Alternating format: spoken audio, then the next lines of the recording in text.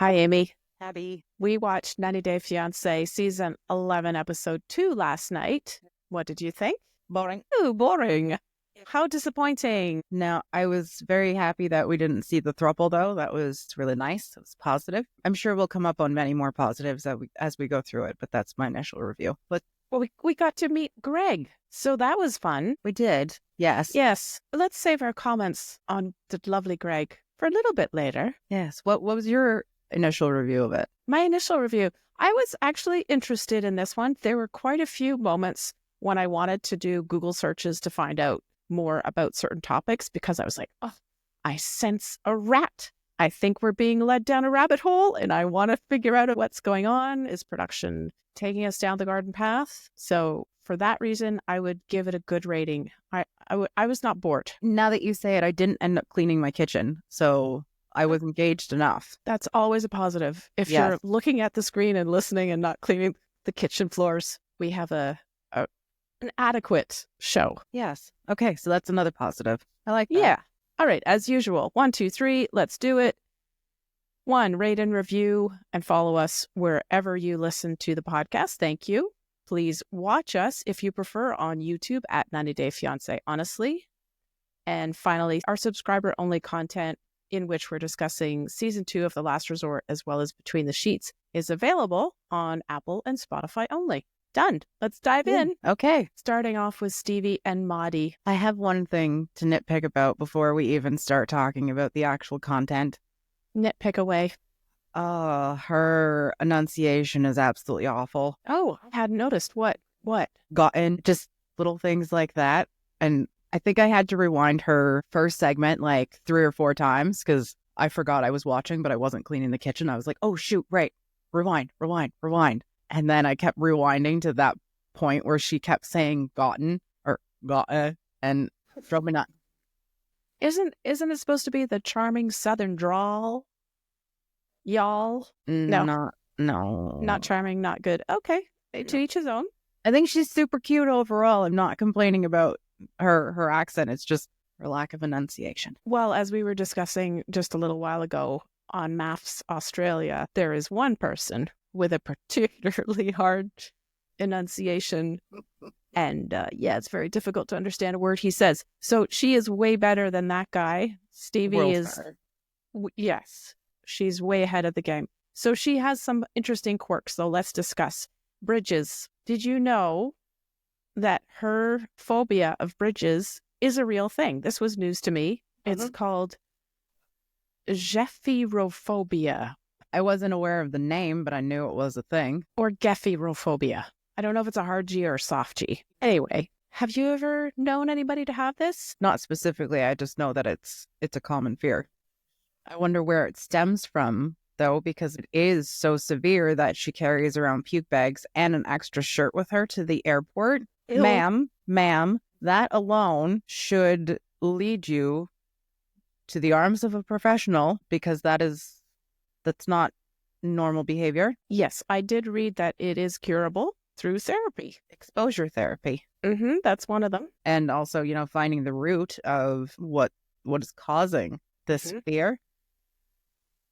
So, okay, anyway, on with her quirks. Let's continue the list. She does not wear any pants in the house. And I startled for a moment because, I have an English background. And when I hear the word pants, it can either mean in the English lexicon, underwear, or in the Canadian lexicon, pants, trousers. So I was like, okay, she means trousers. She's not wearing her jeans in the house. When she comes in the door, she takes off her sweatpants, leggings, jeans, whatever she's wearing, and parades around in her underwear. Okay. I wouldn't even say that's a quirk. That's just you being comfortable at home. I wear slippers because my floors are cold.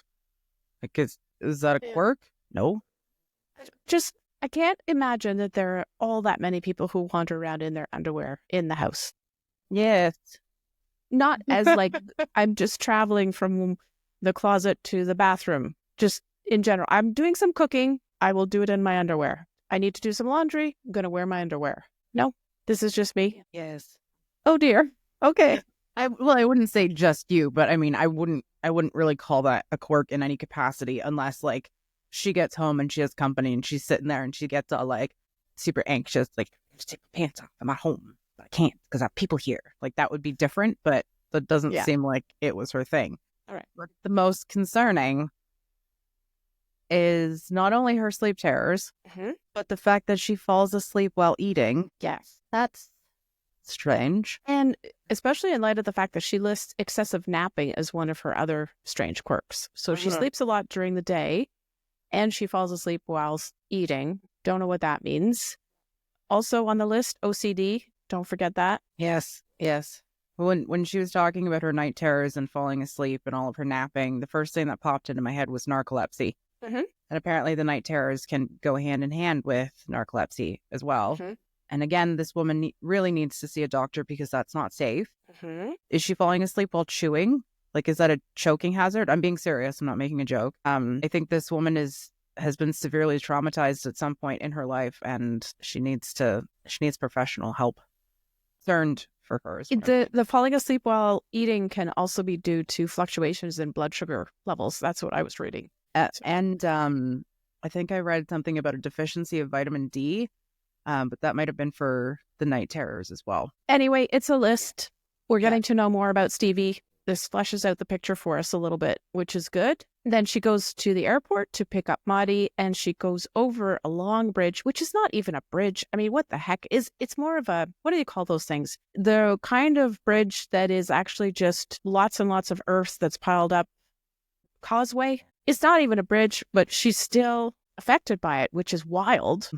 And like her fear, her terror was like, it was so palpable. Like, I could see her, trying to breathe, and I could feel her nausea. And I'm like, oh, she was being serious and truthful. And I was really surprised that she wasn't exaggerating about how bad it was for her. I think, if anything, she was underplaying it. Yeah. She doesn't puke, which is the good news. She's able to get to the airport without soiling her shirt, but she does change when she gets there into her lovely pink shirt to greet Mahdi, who arrives, and they have a lovely little reunion. It's a little bit strange, though. When they first meet up face to face, she's hiding her face a lot of the time. I was kind of thrown by her reaction to him being there. I thought, is she just being nervous? What exactly is this? Why does she keep hiding her face and sort of burrowing into him?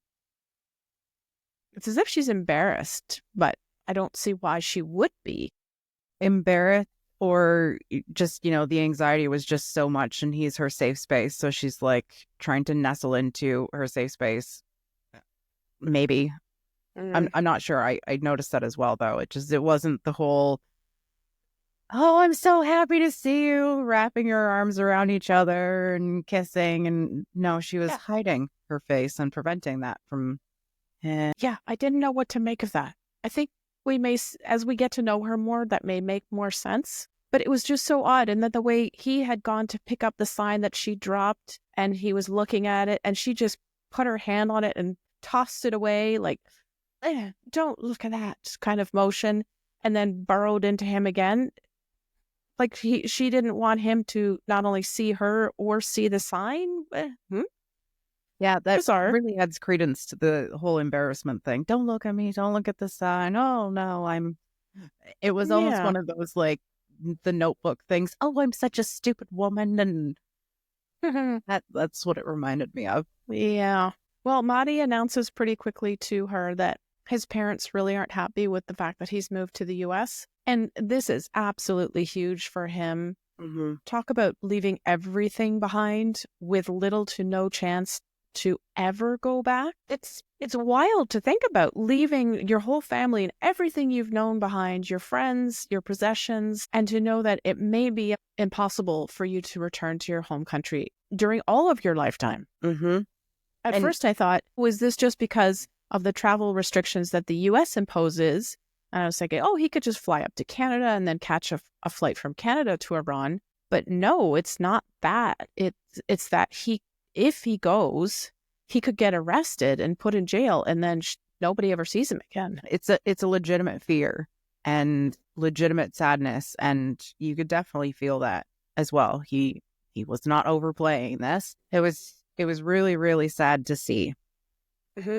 And to hear that this is his reality. I feel really bad for the guy. Like, that was a really big step for him to leave, but I also think that it was the best decision, even though he is leaving his family and his friends. Arguably, where he's going to be in the U.S. is safer. I mean, maybe not so much at this exact moment in time. Probably not. Questionable. But without getting into U.S. politics, in comparison to the lifestyle that he was talking about, I can appreciate why he would still make the decision to come to the U.S., even though he's giving up so much. And, there's just so much pain involved, and, just missing everyone and the longing to be with people. And anyway, I really hope that things work out for him, and him and his family are able to meet up elsewhere, and it's not, I'm never going to see you again kind of thing. When they are driving back to the hotel where they're spending their first night, he describes how he can feel the fear in Stevie's eyes as they're going over the bridge. So that gives you a firsthand account of how very real and very big her fear of bridges is. I thought that was nice that he's noticing, because some people wouldn't even take note of that. Yeah. And he's definitely tuned into her, so that's good. When they get to the hotel, I found that he was very, very quiet and introspective. And I thought, this must be the culture shock that's setting in for him. It's almost as if he's experiencing PTSD, because he's so used to being in an environment where he has to be aware, be careful, be mindful, be wary. And now he's in a place where he doesn't have any of those concerns, and he's got to learn to adapt. So he's got to learn what it is to be free, what it is to feel like, okay, I'm not going to get arrested at any point for doing just a regular activity. Existing. Yeah, for existing. So for all of the people who come on to 90 Day and we watch them try to adapt to a life in the US, I think this is one of the more fascinating people because of the environment that he's come from a war-torn country where it's a dictatorship. He's constantly in fear, and now he's landing in a place where it's the opposite. I think it's an interesting dynamic with him and Stevi because of where he's coming from, and she's terrified of bridges. And I'm not undermining her fear. I'm not downplaying her fear. I wonder if we're going to see some conflict between the two of them, because her fear of bridges is obviously not his experience coming from a war-torn country. War-torn country. It could go either way. He could also be that much more sympathetic because he understands that fear. I think that he seems like really emotionally intelligent, and as you said, very in tune with her. Mm-hmm. And he seems to be very present. He does. So I'm also really interested to seeing how this goes. And he mentioned in his interview that Stevi feels like family, home, a wife. And I thought that it sounded and felt so genuine when he said that. It was really beautiful. And he's only 27. So no, we had two couples whose ages went down by a year, and he was one of them.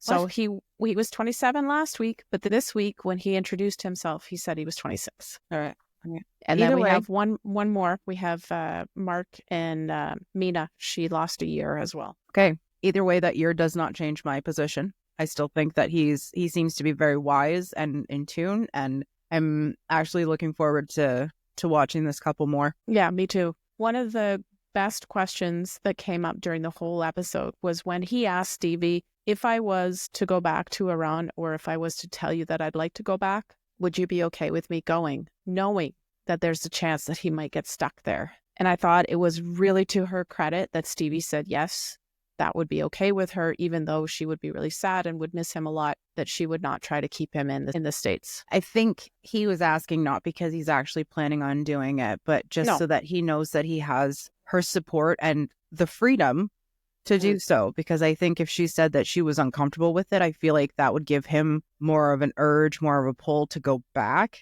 But because he does have that support, it's comforting. Yeah, I agree. Any other comments about these guys? Nope, they seem genuine, and I'm looking forward to the rest of it. Agreed. Shekinah and Sarper up next. Not too much happens here. Again, their stuff goes by so quickly because a lot of it is just junk.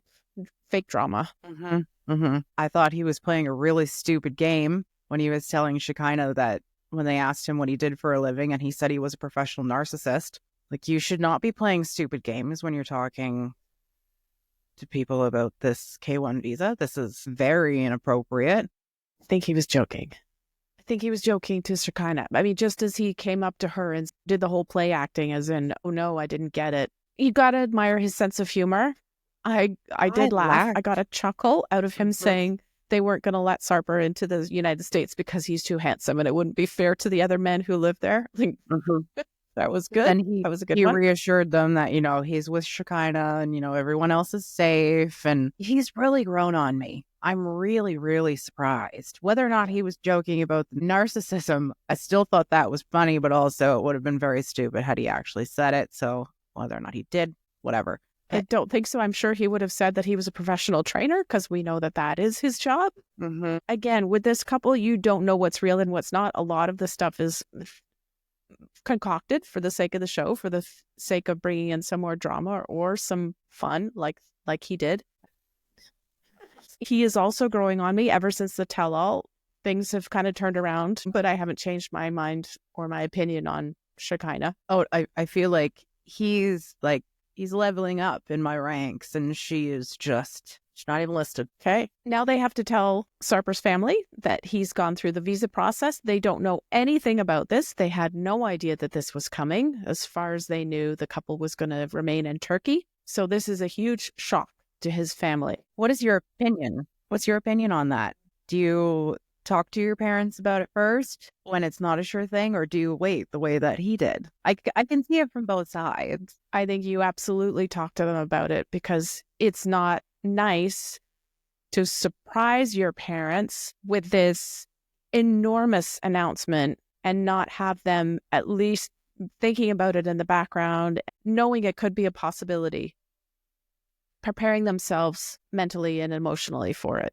But again, they love to be dramatic. So of course they didn't say anything to his parents beforehand. They want it to be a big reveal and have everybody's jaw drop, which is exactly what happens. I didn't see it that way. I felt their response was very underwhelming because Shekinah was like, oh no, they're going to freak out. And I didn't see that at all. They were just like, yeah, okay. I saw shock in the parents' faces. I saw the mother in particular, her face dropped quite a bit when they were talking about him going. And he was trying to soften the blow so much. So he clearly was feeling or sensing from his parents that they needed to be reassured. And the way that he softens the blow is by saying, well, just think of it as me going on 3 months vacation to the United States. And after, I will decide if I'm going to stay and if I'm going to get married with Shekinah. So he's not renting his apartment, he says. He's not selling his car. Those things are in Turkey and he's leaving them behind in case he wants to come back. So I thought he was making all of those concessions to his parents because they were really sad at this news. I think he was also saying it because he's not 100% on this. I think he wants to try to make it work, but he has doubts. Yeah, why not? With their relationship. I don't see them working out without providing any spoilers. Just at this point, I wouldn't predict that they would work out at all just because of all of his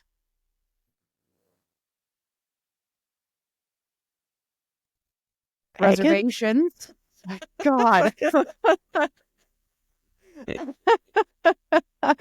His reservations. And I can completely understand why he wouldn't get rid of everything before he goes, because he's said so many times in the past, like, he wants to make it work. He doesn't know if it's going to. Yeah. Maybe he's going to get there and he's going to be absolutely miserable. Maybe he's going to get there and he's going to absolutely flourish and they're going to be successful. But I think his parents' reaction was more a matter of, oh, you did this without telling us. And, oh, you're going, oh, just like the surprise, and not just, oh, you're leaving us. This is awful. I can't believe you would do this to us. Oh, I did want to mention, though, when they were on the drive to his parents' place, she kind of looks at him and she's like, you need to fix your face. Your emotions are all over your face right now. And I had to laugh because I feel like that is also my face. And I understand that. And I've had people tell me to fix my face before going into situations before. So I thought that I think that's the first and only time she's ever made me laugh. How does his face need fixing? He has so much Botox he can't even move anything.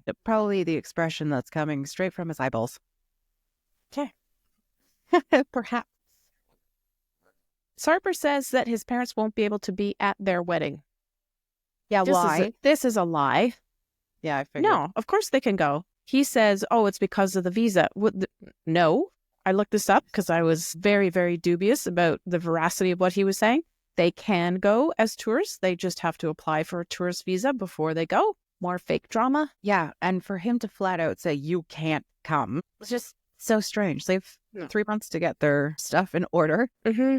That's long enough for the parents to go and apply for a visa, make their travel arrangements, and be there for the wedding. This is all baloney. So I have a question. Does Shekinah understand Turkish? I don't think so. And I don't think his parents understand English. No, just his cousin. So I had to laugh about that because they had like a full 20-minute conversation just in Turkish, and Shekinah just kind of sat there. But when they first arrived and she gave them the gifts, which were beautiful, and, oh, where did you get these from? Just like, I found them at this shop and I thought they were beautiful, just like you. And I'm like, ooh, that's strange. But then finding out that they don't understand English just made it that much funnier. Like, okay. Mm-hmm. Okay, great. Yes. Shall we read on? If we can find our words, yes, let's do so. Let us visit Gregory, brand new person. Yay. Gregory is 35 from Long Island, New York. He is with Joan, age yet to be determined. I did not see that throughout this episode, from Kampala in Uganda. He is a baker. That is the first thing we learn about him. Then we learn he met some random guy on a plane, then went to Uganda to go see this random guy, where he met Joan at the guest house where he was staying. Nothing happened, but he thought she was beautiful, and then he returned home to the United States, after which they began an online relationship. So this is a little different from the typical storyline that we're used to. I thought that was fun. Very engaging, actually. I'm like, oh, do continue. He next goes back to Uganda to see the lovely Joan, and he proposes on this second trip. They become engaged. How wonderful. What else do we know about Greg? He lives with his mother, Lucille. He thinks that he and Joan can live at mom's house for a year or two, after which he will have enough money to buy them a house. This is one issue. This is one issue. Okay. There are many. Okay, I'll let you continue. Wait. Issue number 2. Mom does absolutely everything. The cooking, the cleaning, the laundry. She tidies his room, etc., etc., etc. She does everything for this guy. And remember, he's 35 years old. But, if she ever asked him to help, she couldn't imagine him ever giving her flack for it. But she doesn't, because she likes to do it. And then I wonder, has this guy ever moved out? I have so many questions. Why, in all of his 35 years on the planet, has he not been able to put together at least the deposit on a small house or a condo or rent his own place just for himself? Why? Now, I think we're going to find some sort of backstory with him. Ah, the backstory. Yeah. I wonder if he was previously married and divorced. Division of assets. He has no money now. Bad investments. I don't know. We're gonna find out more as to where his money has gone. I can't picture the previous marriage. Dude, I don't know. I'm trying to figure this out too. I know. Because we know that issue number 3, he doesn't have a full-time job. Maybe the biggest issue of all. How are you 35 and you don't have a full-time job? What? But what have you been doing? He sells his bread around town, and he also is a Mr. Fix-It, which I think is quite lovely that he seems that he can, like, he seems quite talented in a bunch of things, but maybe he needs to hone it in. Okay. I'm going to stop you there. Oh, because Lord. We need to talk first about the baking. Oh, okay. Okay. Hang on before we start. Yes. A drink is required, I think, before we start. How long has he been a baker? This seems like it's pretty new. Right? Mm-hmm. He says he's been enjoying cooking all his life, but this venture for being a baker and wanting to open his own bakery is pretty darn new. Let's remember, he has no full-time job, so he has no money to start a business with. Interesting question, but we're not going to go there. In this first scene, where we see him kneading the dough for his bread, he is wearing a pair of gloves. Good. I approve. This is good. Yes? Check 1 from the health inspector. Then he gets a big blob of dough. He slaps himself in the face, stuck to his forehead, which is very sweaty. Please. What the freak is going on? He removes the blob of dough from his face and puts it back in the ball of dough that he continues to knead. What? The health inspector would shut him down at that point. No hairnet, no beard net. No. Next, he takes his lovely, sweaty loaves of bread to various people who are buying them, I think. Could just be friends that he's giving them to rustle up business. He hands over the bread to these people with his bare hands after he puts each loaf of bread into a box which is laden with a cloth. Where is your plastic bag, sir? Where is your paper bag? And where are your gloves that you were wearing to make the bread, but now that the bread is made, you're just touching it and slathering your sweaty, grimy hands all over the bread, which you're then giving to people with their bare hands. Great. And also he showed his mom, and his mom picks it up, and she's handling the bread. How many people have touched the bread? I didn't even think of that one. Like, why bother wearing the gloves to make the bread if you're just going to do all of these things? Ew. I would really hope that he's charging for that bread, because he said one of them was like a bacon and chive. And, you know, bread in and of itself is not very expensive to make at all. It's actually quite cheap. But bacon, as I know you don't eat it, it is damn expensive. They better be paying for that. If not, he's just sinking himself deeper. We don't know any of the ins and outs of his bakery business. All we know is what we see, and what we see is clearly unsanitary and quite disgusting. And I really don't have any faith that his bakery business will take off if these are his practices when it comes to cleanliness. So 3 things with that. So he doesn't have a full-time job. He's doing this bakery thing on the side. He wants to open his own bakery. Money. K1 visa. Money. Rent. Money. Wedding. Money. Where is all this coming from? How is he able to afford the K1 visa? Because obviously he has to prove to the government that he has a minimum income, a minimum annual income, so that he can support her coming over. Yeah. Where is this money? That's why I think there's like a bigger backstory for this. And also, why is he like going full steam ahead with this bakery thing when there's a wedding that needs to be planned? So many questions, not enough answers. Well, this brings us back to Mom, because Mom may be the source of all the money.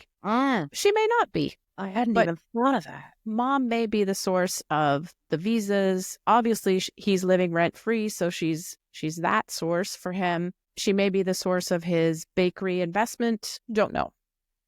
Mom would like Joan to live in a separate room from Greg when she comes to their house in New York until they get married, or perhaps, it wasn't clear to me, until they're under their own roof. Did you catch whether or not it was a just until you're married stipulation, or was it while you guys are both living under my roof, which could be for a couple of years at least, you have separate rooms? No, that's a good point, because the way that I heard it was until you're under your own roof. But if it's going to take 2 years, there's no way that's a thing. No, because they need to get married. Yeah, I'm not sure. Okay. Back to his side hustle as the handyman, plumber, whatever it is. Okay, so you have plumbing skills. Great. Plumbers earn a lot of money. They are a high demand skill. He says he doesn't really like it. You don't really like it. And yet you don't have your own place. You don't have a lot of money. You want to start your own business as a baker. Are you an adult? I mean, seriously, if you've got a skill and you know you can earn a lot of money if you just apply yourself for 3, 4, maybe even 5 years, then you'd have enough saved up to buy yourself a home for you and your bride to have your own independent adult life together. Like, suck it up, buddy. He could also just start his own handyman business, because he does seem like he has a lot of different kinds of talents. And you don't have to be a Red Seal plumber to be able to do certain things. You can just be a handyman and then sell yourself that way and then work towards like a certification or something. Yeah. It just seems as though, mom's done everything for him for his entire life. And now he's 35 and he's like, I want to try this. And then if that fails, he's like, no, I want to try this now. Like he really needs to focus himself. And Yep. I thought that was really interesting, especially when they started to introduce Joan and how successful she is. Wow. Is she ever? She seems incredible and super, super intelligent. She's the executive director of a nonprofit group. Fantastic job. She's got a university degree. She's got a bachelor's. In order to move to the U.S., where she has to obviously give up her job, Greg says that she's going to be taking a step back or down because her life is really, really good in Uganda. And he acknowledges that. This poor woman, I really feel for her because of the lack of purpose she's going to have when she arrives in the United States. And not only that, but when you have no capacity to work because of the restrictions of the green card, and your husband is this lackadaisical, somewhat working, kind of not guy, it would drive me batty because you can see that there's the potential for him to be a plumber or handyman, earn a good income, and yet he's fluffing around in this half-assed bakery business where he's sticking his sweaty forehead in his bread. How would you deal with that? I would go nuts. She seems very ambitious and very driven, and he is the exact opposite. Yeah. I anticipate conflict. And also, maybe they do love each other that much. And I really hope that it's worth it for her to give up all of that. Even if she does, and then she moves to the States and then it doesn't work out, I'm pretty sure she'd be able to go back and make something for herself. And he's going to continue living with his mom. That's if it doesn't work out. Okay. Granted, but compound Joan's lack of ability to earn money or do anything to help her husband to get off the ground with the fact that she is going to be living with her mother-in-law who does absolutely everything. So Joan won't even be able to, I expect, contribute to household chores because mom will be like, oh, no, I take care of that. I do all this. You go do whatever you do. It's her house. It's her baby boy. This is not going to work. Her, what is it, bubbly baby boy, whatever they call it. But I can foresee her, because she's so ambitious, she can't sit at home and do nothing. So she's going to find somewhere to volunteer. She's going to do something. She's going to volunteer at a nonprofit, maybe do something like that. I can't see her sitting at home because you're right. Mom is not going to let her do anything.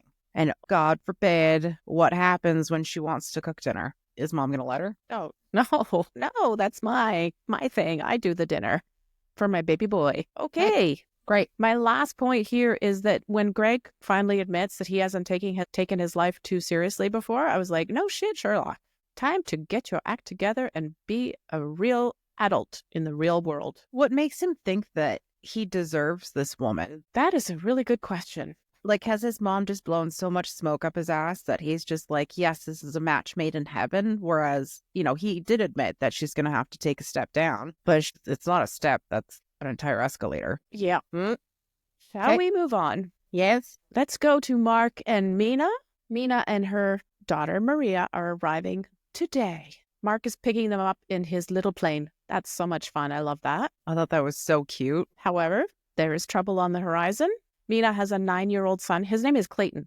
My ears perked up when I heard that because I was like, why would you name your son Clayton? What is the baby daddy here? He's got to be American because from a French culture, Clayton is not a name.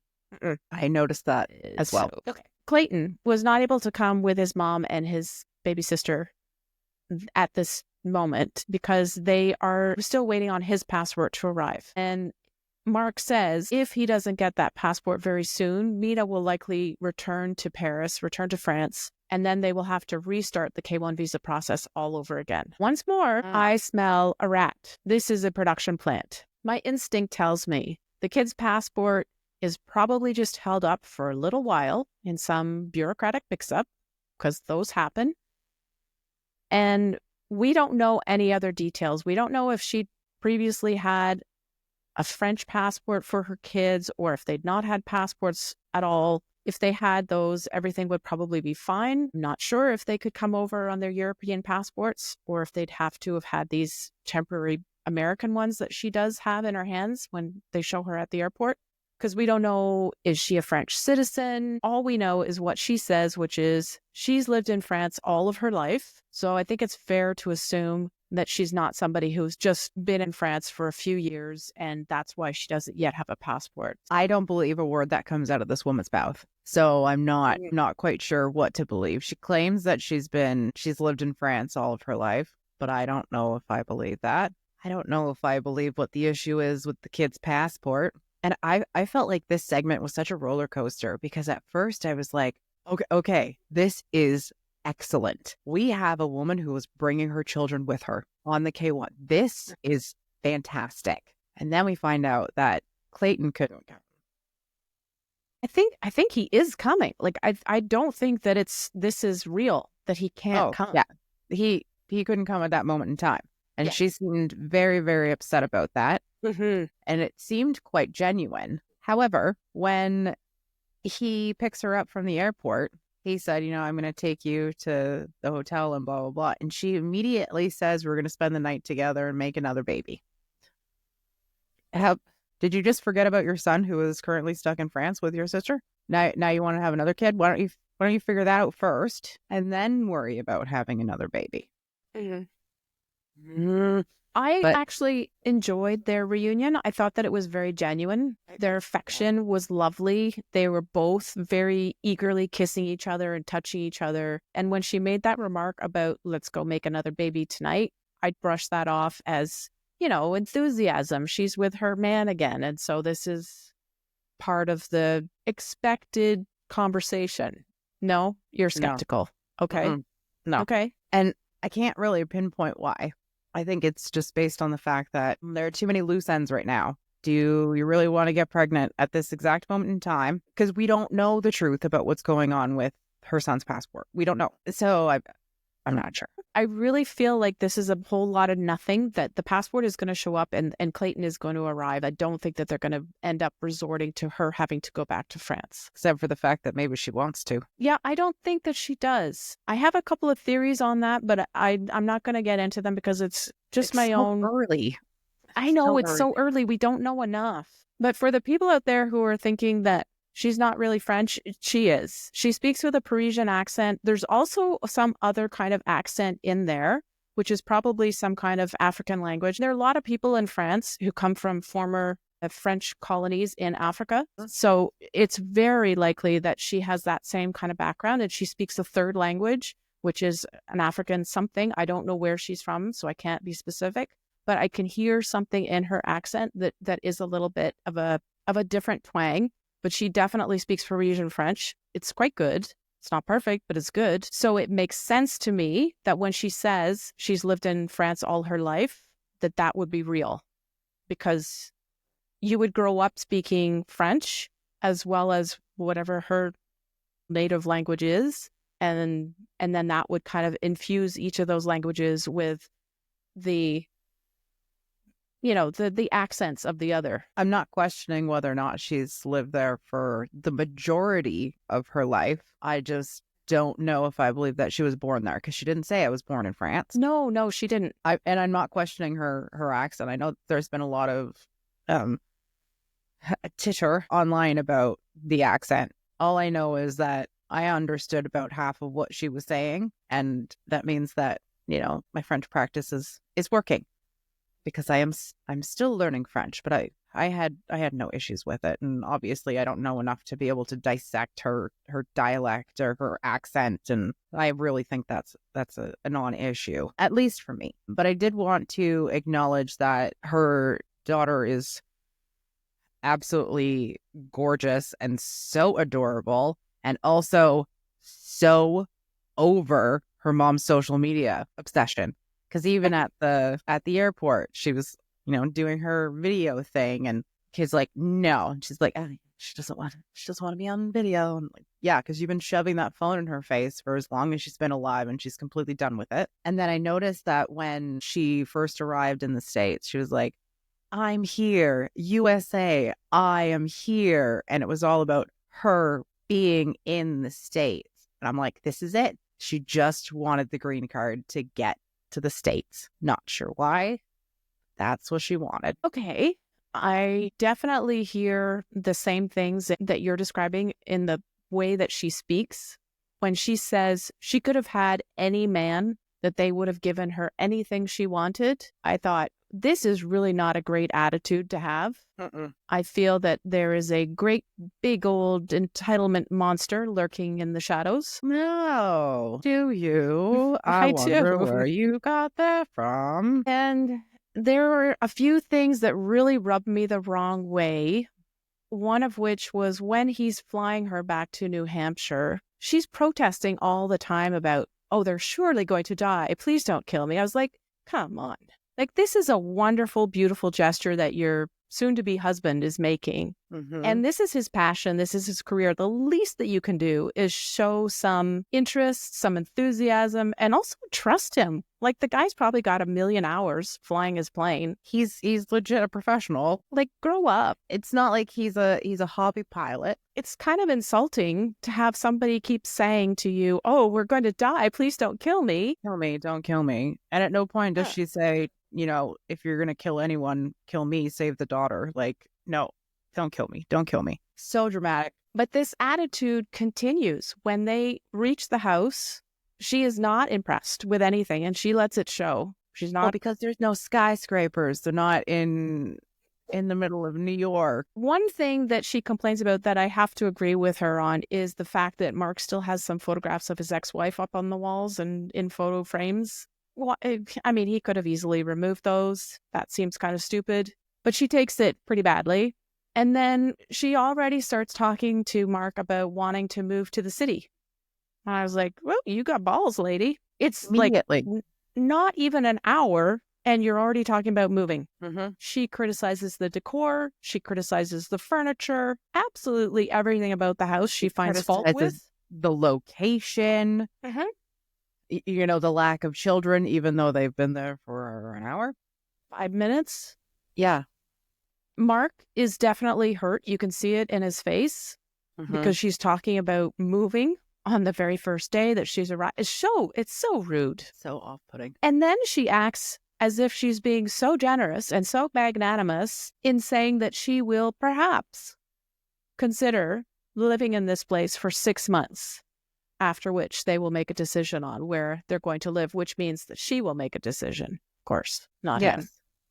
Like 6 months. What? Okay, so that means that you're going to get married and then you're going to divorce him, go back to France, and try to take half his money. I don't know if she's thought that far ahead, but I think her plan is definitely to wrap this man around her little fingers so she can get as much out of him as she possibly can. So manipulative, but also not very smart. Yeah. I don't know. I wanted to like her. She's absolutely gorgeous.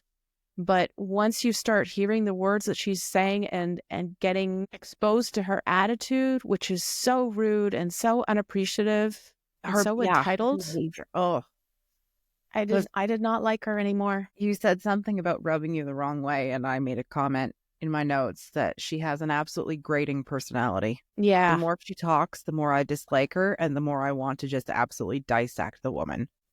I feel so sorry for Mark. I have to say it. What absolutely awful hair extensions.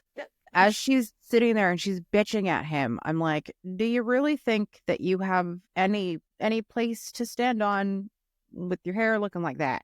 And I mean, my hair is like this every single week. I really shouldn't be saying anything, but that is just so awful. She needs to get her shit together. And also, if you were that smart, calm down. And I know that that's one of the, our number one thing. You never say that to a woman. That is awful. But with this one, she needs to hear it. She needs to take several steps back. You want to move from this absolutely gorgeous, gorgeous place that is on a runway. And that's how your husband makes his money. You want to move to the city, so that's going to add, all that travel time for him to get to and from the airport. That's going to add cost, because obviously it's going to be so much more money to live in the actual city. He's going to have to rent a hangar. There's so many more fees involved, as you know, and this is how he makes his money and you want to move because you're just such a selfish piece of shit. And this is the first time that we've actually got to meet her. Yeah. And already I'm like, oh, God, I do not like that woman. By the way, she is the second person who aged in reverse this week. She went from being 35 last week to 34 this week. Oh, I have it on 35. I wonder if they changed it like mid-show. It's what she said her age was when she was introducing herself. Oh, but she also said she was 24 at first and then... Yeah, I know. Translation. Well, the amount of times that I tell people that I'm 28 and then I realize that no, that's not right. It's been a while since I've been there. Slip of the tongue, but I can understand with the translations. I'm not going to make an issue with that. All right, reading on. Let's go to the last couple that we get to see this week. Jessica and Juan. And all the children. Many. It's time for them to check into their hotel room. What a delightful evening they're going to have, all 5 of them together in one single room. Yay. Because the children are too young and you can't leave them on their own in a separate hotel room. Well, I beg to differ. You could get an adjoining room suite. I didn't even think about that. Mm-hmm. Well, that would have been smart, but it also probably would have cost a lot more money. Good point. All right. Juan says that he's not feeling overwhelmed yet. That's wonderful. With the 2 boys, they're wreaking havoc in the room right away. Everything is mayhem, chaos, loud, noisy. How long do you think this will last? Will Juan continue not to be overwhelmed?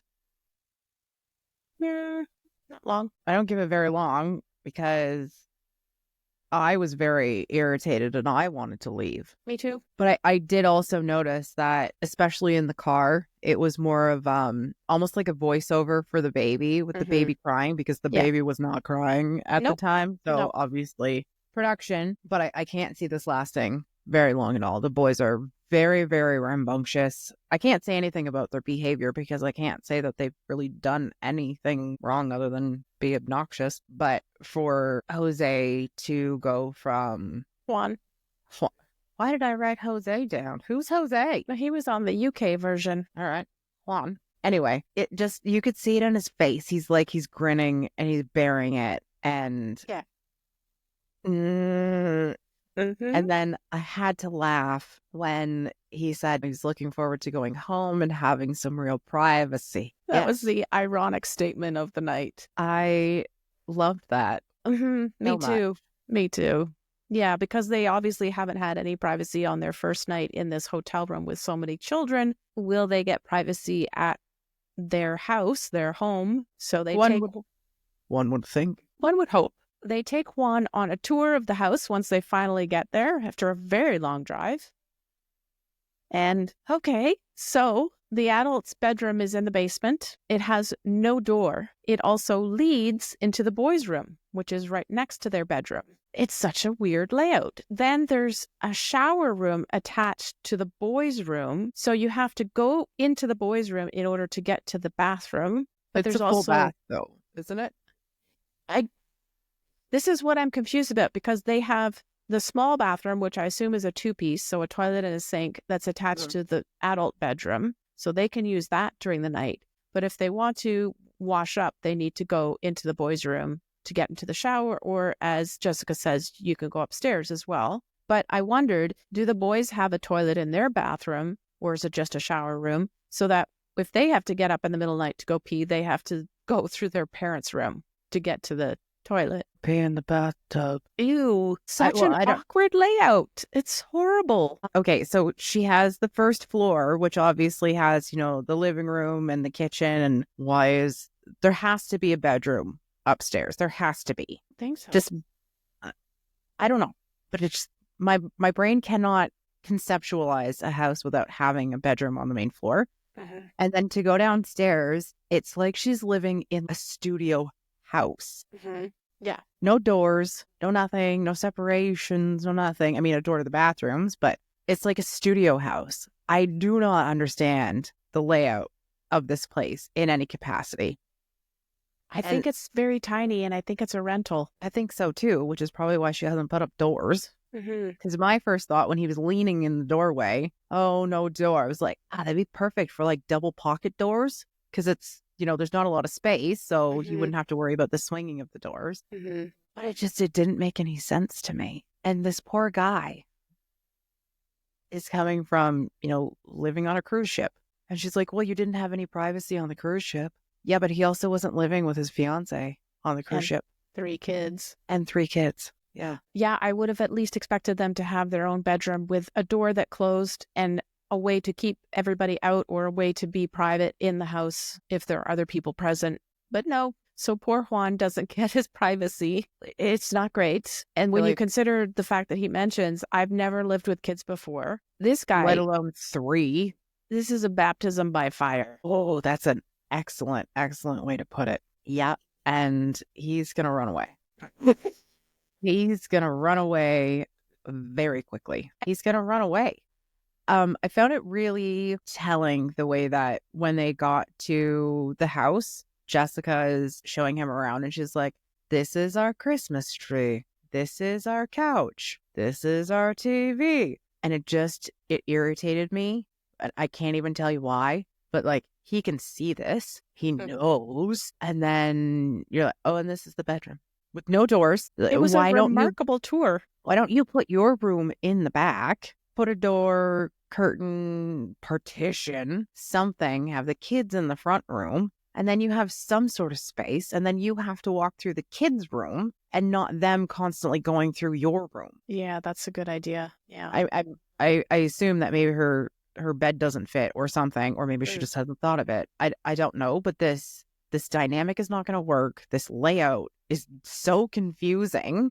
This is going to be a disaster. But there was a door between the parents' room and the kids' room. There was a door. Well, I didn't notice that. Okay, yeah, cool. Pop the kids in the front. Yeah, you guys go in the back. You've got the privacy, plus you've got a bathroom. Good. Yeah. Love it. Great idea. You know what? Even if you don't have room for your bed frame, get a new one.